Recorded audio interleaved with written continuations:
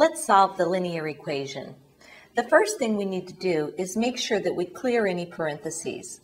We can do that by noticing that there's a 5 in front of the parentheses, but that 5 has a negative sign in front of it. So we actually need to distribute the negative 5 through the parentheses. Now don't be tempted to subtract 5 from 8 because that would not follow our order of operations. So let's leave the 8 alone. We have 8. Now let's distribute the negative 5 through the parentheses, and we have negative 5 times x, which is just negative 5x, and then we have negative 5 times negative 2, which will give us positive 10, equals x plus 26. Now before we go on the left-hand side, we have some constant terms that we can combine to simplify it.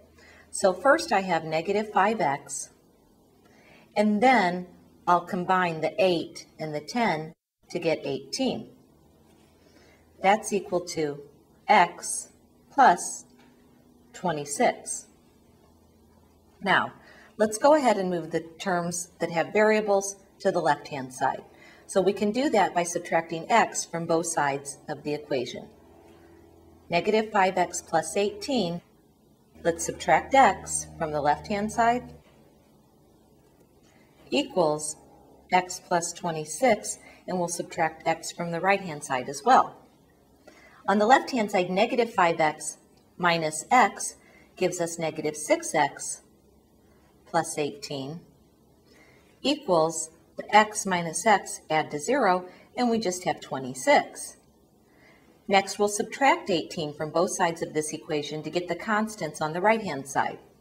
So we have negative 6x plus 18 minus 18 equals 26 minus 18. On the left-hand side, we're just left with negative 6x because the 18 and minus 18 add to 0, equals, on the right-hand side, 26 minus 18 is 8.